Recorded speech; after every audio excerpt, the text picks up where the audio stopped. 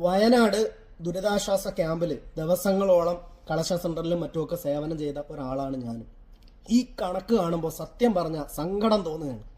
സർക്കാരിന്റെ അമിത ചെലവ് കണക്ക് പുറത്ത് ദുരിതബാധിതർക്ക് നൽകിയതിനേക്കാൾ തുക ചെലവഴിച്ചത് വോളണ്ടറിയർമാർക്ക്, ദുരിതബാധിതരെക്കാൾ ചെലവഴിച്ചത് സ്വന്തം കയ്യിൽ നിന്ന് പൈസ മുടക്കി അവിടെ വന്ന് സൗജന്യമായിട്ട് സേവനം ചെയ്ത വോളണ്ടറിയർമാർക്കാണത്രേ സർക്കാർ ഏറ്റവും കൂടുതൽ തുക ചെലവഴിച്ചത്. ഒരു മൃതദേഹം സംസ്കരിക്കാൻ 75,000 രൂപ. എങ്ങനെയാണാവോ 75,000 രൂപ അങ്ങാവുന്നത്? സാധാരണ അല്ലാതെ മരിച്ച ഒരു മൃതദേഹം സംസ്കരിക്കാൻ എത്ര രൂപ ആവും നമ്മുടെ നാട്ടില്? കൂടുതലും സംസ്കരിച്ചത് ഈ പള്ളികളിലും മറ്റുള്ള സംവിധാനങ്ങളിലുമാണ്. മുസ്ലിങ്ങൾ മരണപ്പെട്ടപ്പോൾ അവിടെ വൈറ്റ് സാന്ത്വനത്തിന്റെയും മറ്റുള്ള പല സംഘടനയിലെ ആളുകൾ സൗജന്യമായിട്ട് പല നാടുകളിൽ നിന്ന് അവിടെ വന്ന് കുഴിയെടുത്ത് ആ പള്ളിയിൽ തടിയിറക്കി ഇതാക്കി സൗജന്യമായിട്ട് ഒരു ചെലവുമില്ലാതെ അവിടെ മൃതദേഹങ്ങൾ സംസ്കരിക്കുന്നത് നേരിട്ട് കണ്ട് ബോധ്യപ്പെട്ട അവിടുത്തെ ജമാഅത്ത് അംഗങ്ങളോട് ചോദിച്ച് മനസ്സിലാക്കിയ കാര്യമാണ്.